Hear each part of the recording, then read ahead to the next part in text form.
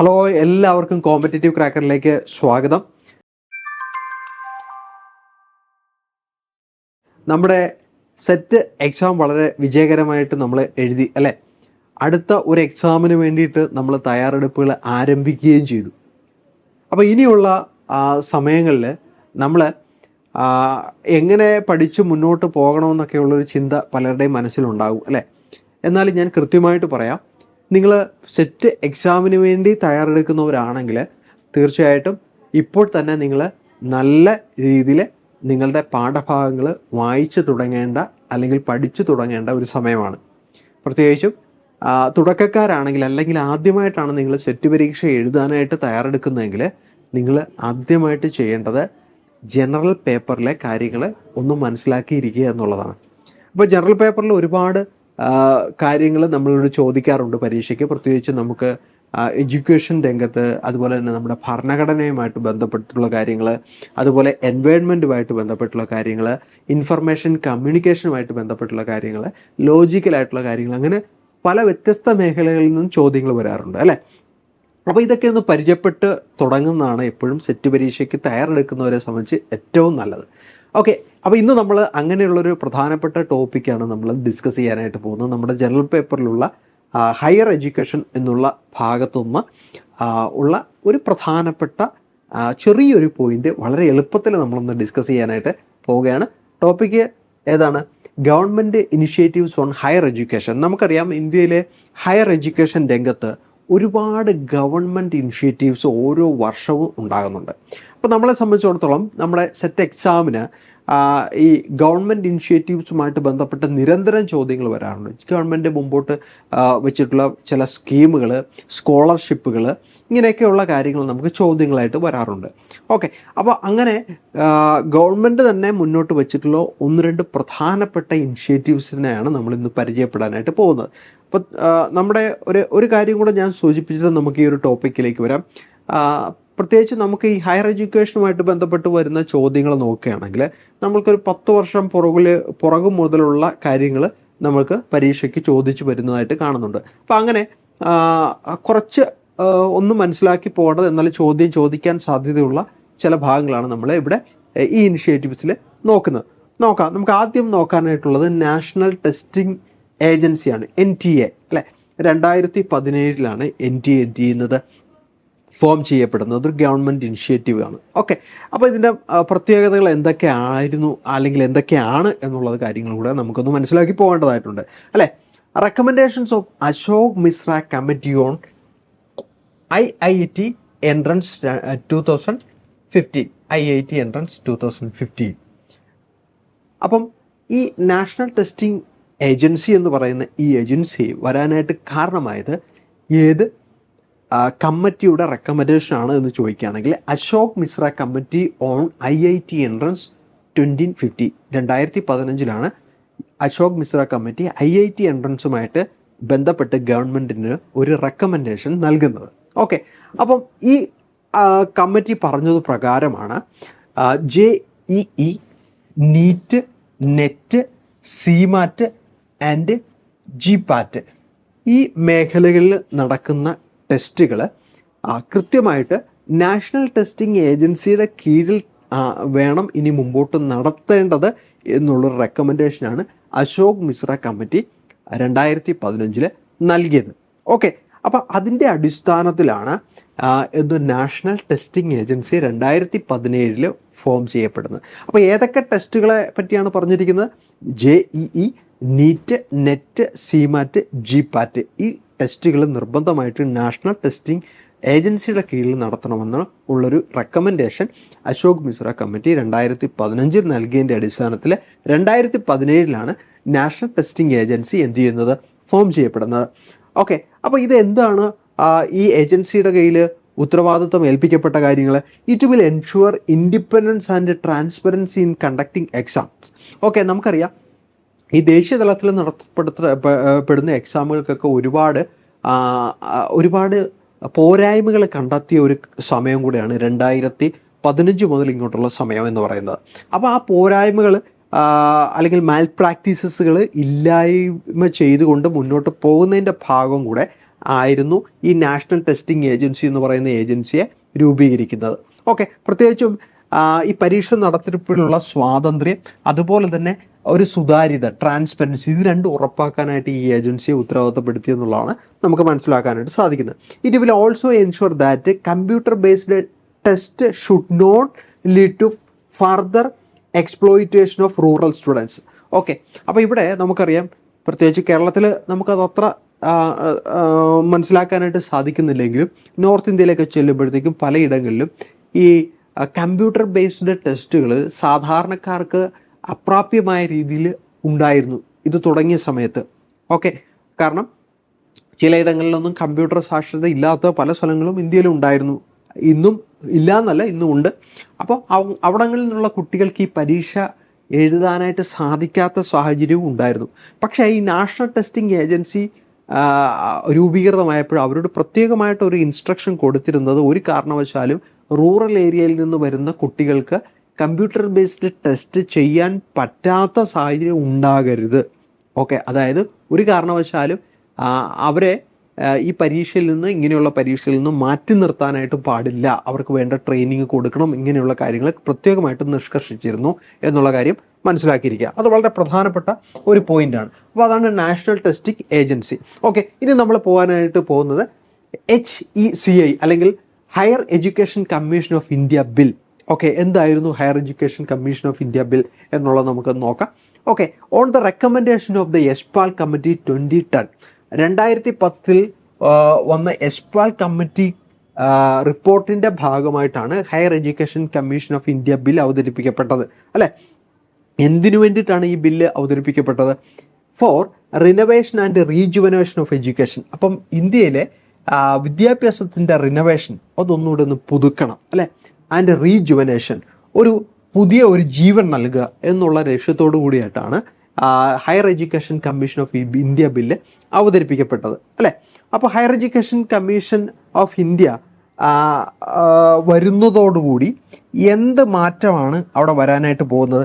വളരെ പ്രധാനപ്പെട്ട ഒരു കാര്യമാണ്. ഓക്കെ, റീപ്ലേസിങ് UGC, അല്ലെ, യൂണിവേഴ്സിറ്റി ഗ്രാൻറ്റ്സ് കമ്മീഷനെ റീപ്ലേസ് ചെയ്തുകൊണ്ട് ആ പോസ്റ്റിലേക്ക് ഹയർ എഡ്യൂക്കേഷൻ കമ്മീഷൻ ഓഫ് ഇന്ത്യ എന്ന് പറയുന്നത് എന്ത് ചെയ്യുന്നു? വരുന്നു. അപ്പം ഇന്ത്യയിലെ ഹയർ എഡ്യൂക്കേഷൻ രംഗത്തെ പൂർണ്ണമായിട്ടും കൈകാര്യം ചെയ്യുന്ന ഒരു ഏജൻസി ആയിരുന്നു, അല്ലെങ്കിൽ ആണ് UGC, യൂണിവേഴ്സിറ്റി ഗ്രാൻറ്റ്സ് കമ്മീഷൻ. ഈ യൂണിവേഴ്സിറ്റി ഗ്രാൻറ്റ്സ് കമ്മീഷനെ റീപ്ലേസ് ചെയ്തുകൊണ്ട് higher education commission of India വരിക എന്നുള്ളൊരു ലക്ഷ്യമാണ് higher education commission of India bill മുന്നോട്ട് വെച്ചത്.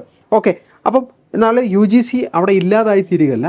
UGCയുടെ പ്രധാനപ്പെട്ട ഒരു ലക്ഷ്യമായിട്ട്, അല്ലെങ്കിൽ പ്രധാനപ്പെട്ട ഒരു ഉദ്ദേശം എന്തായി മാറുകയാണ്? To maintain academic standards. Academic standards നിലനിർത്തുന്നുണ്ടോ, അല്ലെങ്കിൽ അത് കൃത്യമായിട്ടാണോ മുമ്പോട്ട് പോകുന്നത്, ഇങ്ങനെയുള്ള കാര്യങ്ങൾ മെയിൻറ്റെയിൻ ചെയ്യുന്ന ഒരു ഏജൻസിയായിട്ട് UGCയെയും നിലനിർത്തുന്ന രീതിയിലാണ് higher education commission of India bill അവതരിപ്പിക്കപ്പെട്ടത്. അപ്പോൾ യശ്പാൽ കമ്മിറ്റിയുടെ നിർദ്ദേശപ്രകാരമാണ് higher education commission of India bill അവതരിപ്പിക്കപ്പെട്ടത്. ഇവിടെ എന്തിനെ റീപ്ലേസ് ചെയ്താണ്? UGCയെ റീപ്ലേസ് ചെയ്ത് ആ പ്ലേസിലേക്കാണ് higher education commission of India വരുന്നത് എന്നുള്ള കാര്യം ഇവിടെ കൃത്യമായിട്ട് മനസ്സിലാക്കിയിരിക്കുക. ഓക്കെ, ഇനി മറ്റൊരു പ്രധാനപ്പെട്ട ഒരു ഗവൺമെൻറ് ഇനിഷ്യേറ്റീവിലേക്ക് വരികയാണെങ്കിൽ institution of eminence. Okay, institutions of eminence 2017 അത് നിലവിൽ വരുന്നത്. അതാണ് IOE എന്നുള്ള ഈ പദം കൊണ്ട് അർത്ഥമാക്കുന്നത് കേട്ടോ. ഇൻസ്റ്റിറ്റ്യൂഷൻ ഓഫ് എമിനൻസ് 2017 മുതലാണ് ഇത് സ്റ്റാർട്ട് ചെയ്തിട്ടുള്ളത്. ഓക്കെ, അതായത് ഇത് സ്റ്റാർട്ട് ചെയ്യാനായിട്ടുള്ളൊരു ബാക്ക്ഗ്രൗണ്ട് എന്താണെന്ന് നമ്മൾ നോക്കുകയാണെങ്കിൽ academic ranking of the world university start. അപ്പോൾ 2015 കാലഘട്ടത്തിൽ നമുക്കറിയാം ഈ ലോകത്തിലുള്ള പ്രധാനപ്പെട്ട യൂണിവേഴ്സിറ്റികളെ തുടങ്ങി റാങ്ക് ചെയ്യാനായിട്ട് തുടങ്ങി.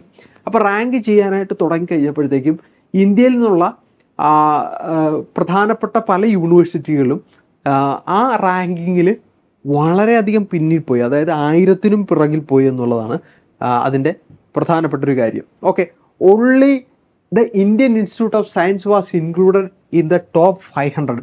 ആദ്യത്തെ 500 റാങ്കിൽ ഇന്ത്യയിൽ നിന്നുള്ള ഒരു ഇൻസ്റ്റിറ്റ്യൂട്ട് മാത്രമേ ഉണ്ടായിരുന്നുള്ളൂ. അതേതാണ്? ഇന്ത്യൻ ഇൻസ്റ്റിറ്റ്യൂട്ട് ഓഫ് സയൻസ് മാത്രമേ ഉണ്ടായിരുന്നുള്ളൂ. അപ്പോൾ ആ ഒരു സാഹചര്യത്തെ മനസ്സിലാക്കിക്കൊണ്ട് UGC was task to select 10 government 10 government universities and 10 private ones as institutions of eminence. Okay, അപ്പം സെൻട്രൽ ഗവൺമെൻറ് UGC ഒരു കാര്യം ഏൽപ്പിച്ചു. അതായത് നിങ്ങൾ എന്ത് ചെയ്യണം, 10 ഇന്ത്യയിലെ ഗവൺമെൻറ് യൂണിവേഴ്സിറ്റികളെയും 10 പ്രൈവറ്റ് ഇൻസ്റ്റിറ്റ്യൂഷൻസിനെയും നിങ്ങൾ ഇൻസ്റ്റിറ്റ്യൂഷൻസ് ഓഫ് എമിനൻസ് ആയിട്ട് സെലക്ട് ചെയ്യണം. ഓക്കെ, അതായത് ശക്തമായിട്ട് ഈ വിദ്യാഭ്യാസ രംഗത്ത് മുന്നേറിക്കൊണ്ടിരിക്കുന്ന 10 ഗവൺമെൻറ് യൂണിവേഴ്സിറ്റികളെയും 10 പ്രൈവറ്റ് യൂണിവേഴ്സിറ്റികളെയും എന്ത് ചെയ്യണം, നിങ്ങൾ ഇൻസ്റ്റിറ്റ്യൂഷൻസ് ഓഫ് എമിനൻസ് ആയിട്ട് തിരഞ്ഞെടുക്കണം. കൂടാതെ പ്രൊവൈഡ് വിത്ത് 1000 crore ഓവർ 5 years, 5 വർഷത്തേക്ക് 1000 കോടി രൂപ ഇതിനു വേണ്ടി വകമാറ്റി വെക്കാനായിട്ടും എന്ത് ചെയ്തു, UGC ഉത്തരവാദിത്തപ്പെടുത്തി. അപ്പോൾ ഈ ഇൻസ്റ്റിറ്റ്യൂഷൻ, അപ്പോൾ അത് മുഴുവൻ എന്താണ്, 20 പ്രധാനപ്പെട്ട ഇന്ത്യയിലെ ഇൻസ്റ്റിറ്റ്യൂഷൻസ് വരും അല്ലേ, 20 ഇൻസ്റ്റിറ്റ്യൂഷൻസ്. ഈ ഇൻസ്റ്റിറ്റ്യൂഷൻസിന് വേണ്ടി 1000 കോടി രൂപ മാറ്റിവെക്കാനായിട്ട് തീരുമാനിച്ചു. എത്ര വർഷത്തേക്ക്? 5 വർഷത്തേക്ക്. ഓക്കെ, അപ്പോൾ അതുകൊണ്ട് എന്താണ് അർത്ഥമാക്കിയത്? Institutions of eminence is expected to help them to achieve world's top 500 higher education institutions in a decade and later into the top 100. അതായത് ഒരു 10 വർഷത്തിനുള്ളിൽ ഈ ഇൻസ്റ്റിറ്റ്യൂഷൻസ് എന്തായിത്തീരണം, ലോകത്തിലെ 500 പ്രധാനപ്പെട്ട എഡ്യൂക്കേഷൻ ഇൻസ്റ്റിറ്റ്യൂഷൻസ് എടുക്കുകയാണെങ്കിൽ അതിനുള്ളിൽ വരണം. ഓക്കെ, കൂടാതെ പിന്നീട് അത് മുമ്പോട്ട് വരുമ്പോൾ ആദ്യത്തെ 100 എണ്ണത്തിലും ഒന്നായിട്ട് മാറണം എന്നുള്ള ലക്ഷ്യത്തോടു കൂടിയാണ് ഇൻസ്റ്റിറ്റ്യൂഷൻസ് ഓഫ് എമിനൻസ് എന്ന് പറയുന്ന ഈ ഒരു പദ്ധതി 2017 എന്ത് ചെയ്യുന്നത്, ആരംഭിക്കുന്നു എന്നുള്ള കാര്യം ഓർത്തിരിക്കുക. വളരെ പ്രധാനപ്പെട്ട ഒരു ഹയർ എഡ്യൂക്കേഷൻ രംഗത്തെ ഗവൺമെൻറ് ഇനിഷ്യേറ്റീവാണ് ഇൻസ്റ്റിറ്റ്യൂഷൻസ് ഓഫ് എമിനൻസ് എന്നുള്ള കാര്യം കൃത്യമായിട്ട് മനസ്സിലാക്കിയിരിക്കുക. ഓക്കെ, ഇനി നമ്മൾ നോക്കാം national institutional ranking framework NIRF 2015. Okay, national institutional ranking framework NIRF 2015. എന്താണിത്? NIRF is a methodology adopted by MHRD അല്ലെ, ministry of human resource and development to rank higher education institutions in India. Okay, അപ്പോൾ NIRF എന്ന് പറയുന്നത് എന്തിനു വേണ്ടിയിട്ടാണ് എന്ത് ചെയ്തിട്ടുള്ളത്, adopt ചെയ്തിട്ടുള്ളതെന്ന് ചോദിക്കുകയാണെങ്കിൽ to rank higher education institutions in India.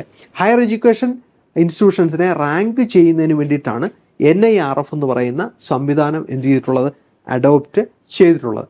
അപ്പം NIRF is common for public and private institutions as well as state and central institutions. അപ്പോൾ ഇതിൽ ഏറ്റവും പ്രധാനപ്പെട്ട ഒരു ഓർമ്മയിൽ ഇരിക്കേണ്ട ഒരു കാര്യം എന്ന് പറഞ്ഞു കഴിഞ്ഞാൽ നാഷണൽ ഇൻസ്റ്റിറ്റ്യൂഷണൽ റാങ്കിംഗ് ഫ്രെയിംവർക്ക് എന്ന് പറയുന്നത് ഓക്കെ ദേശീയ തലത്തിലുള്ള ഇൻസ്റ്റിറ്റ്യൂഷൻസിനെ മാത്രമല്ല റാങ്ക് ചെയ്യുന്നത്, ഇത് ദേശീയ തലത്തിലുള്ള public and private institutions as well as state and central institution. അപ്പം സെൻട്രൽ ഗവൺമെൻറ്റിൻ്റെ കീഴിലും സ്റ്റേറ്റ് ഗവൺമെൻറ്റിൻ്റെ കീഴിലും ഉള്ള പ്രൈവറ്റും പബ്ലിക്കുമായിട്ടുള്ള ഇൻസ്റ്റിറ്റ്യൂഷൻസിനെ റാങ്ക് ചെയ്യാനായിട്ട് നാഷണൽ ഇൻസ്റ്റിറ്റ്യൂഷണൽ റാങ്കിംഗ് ഫ്രെയിംവർക്കിന് സാധിക്കുമെന്നുള്ളതാണ്. അപ്പോൾ നമ്മുടെ സ്റ്റാൻഡേർഡ് ഓഫ് ഹയർ എഡ്യൂക്കേഷൻ നിലനിർത്തുക അല്ലെങ്കിൽ ഒന്നുകൂടെ ഇമ്പ്രൂവ് ചെയ്യുന്നുള്ള ലക്ഷ്യമാണ് NIRFന് ഉള്ളത്. 2015 NIRF സ്റ്റാർട്ട് ചെയ്തിട്ടുള്ളതെന്നുള്ള കാര്യം കൃത്യമായിട്ട് മനസ്സിലാക്കുക. ഓക്കെ, ലാസ്റ്റ് നമുക്ക് മറ്റൊരു പ്രധാനപ്പെട്ട കാര്യം കൂടെ മനസ്സിലാക്കാനായിട്ടുണ്ട്. ഹയർ എഡ്യൂക്കേഷൻ ഫിനാൻസിങ് ഏജൻസി 2018 അല്ലെ, HEFA, higher education financing agency 2018. എന്താണ്? A joint venture of MHRD and Canara bank.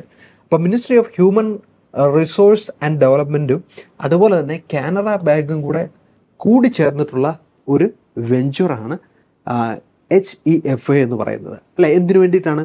ഇവർ ഫണ്ടുകൾ നൽകും. ഈ ഫണ്ടുകൾ എന്തിനു വേണ്ടിയിട്ടാണ് ഉപയോഗിക്കുന്നത്? Funds will be used to finance improvement in infrastructure in top institutions അല്ലെ. ടോപ്പ് ഇൻസ്റ്റിറ്റ്യൂഷൻസിൽ ഇൻഫ്രാസ്ട്രക്ചർ ഇംപ്രൂവ്മെൻറ്റിന് വേണ്ടിയിട്ടാണ് ഈ ഫണ്ട് എന്ത് ചെയ്തിട്ടുള്ളത്, നൽകുന്നത് എന്നുള്ളതാണ് മനസ്സിലാക്കിയിരിക്കേണ്ടത്. അപ്പോൾ ആരൊക്കെയാണ് ഇതിനകത്തെ പ്രധാനപ്പെട്ട പങ്കാളികൾ എന്ന് ചോദിക്കുകയാണെങ്കിൽ, ഒന്ന് MHRD, ministry of human resource and development and Canara bank. Okay, അപ്പോൾ അത്രയും കാര്യങ്ങൾ അതിനകത്ത് മനസ്സിലാക്കിയിരിക്കുക. മറ്റൊരു പ്രധാനപ്പെട്ട ഒരു ഗവൺമെൻറ് ഇനിഷ്യേറ്റീവിലൂടെ നമ്മൾ പോവുകയാണ്. എന്താണ്? അപ്രാർ അല്ലേ, one nation one student ID card അല്ലേ. അപ്പോൾ അങ്ങനെ ഒരു ID കാർഡ് നമുക്കുണ്ട്. One nation one student ID card. എന്താണ് അതിൻ്റെ പ്രത്യേകത എന്നുള്ളത് കൂടെ നമുക്ക് വേഗത്തിൽ നോക്കാം. പ്രധാനപ്പെട്ട ഒരു ഗവൺമെൻറ് ഇനിഷ്യേറ്റീവാണ് ഇത് കേട്ടോ. ഒരുപാട് പ്രയോജനങ്ങൾ കുട്ടികൾക്ക് നൽകുന്ന ഒരു ഇനിഷ്യേറ്റീവും കൂടിയാണ്. ഓക്കെ, നോക്കി. The automated permanent academic account registry എന്നാണ് അപ്പാർ എന്നുള്ള ആ ഒരു പദത്തിൻ്റെ ഫുൾ ഫോം എന്ന് പറയുന്നത്. ഓക്കെ, കൃത്യമായിട്ട് മനസ്സിലാക്കിയിരിക്കണം, പരീക്ഷയ്ക്ക് ചോദിക്കാൻ സാധ്യതയുള്ളതാണ്. അപ്പാർ ഓക്കെ എന്താണ്? Automated permanent academic account registry. Okay, it is A transformative initiative. അപ്പോൾ ഒരു പ്രത്യേകിച്ച് ഹയർ എഡ്യൂക്കേഷൻ രംഗത്ത് വലിയൊരു മാറ്റത്തിന് തുടക്കം കുറിച്ച ഒരു ഗവൺമെൻറ് ഇനിഷ്യേറ്റീവാണ് അപ്പാർ എന്നുള്ളത് മനസ്സിലാക്കുക. Introduced in alignment with the national education policy.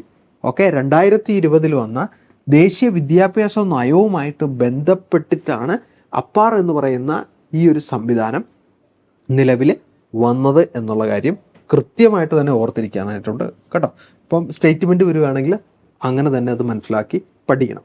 It aims to provide a unified and accessible academic experience for students across India. അപ്പോൾ അതാണ് അതിൻ്റെ ഒരു പ്രത്യേകത.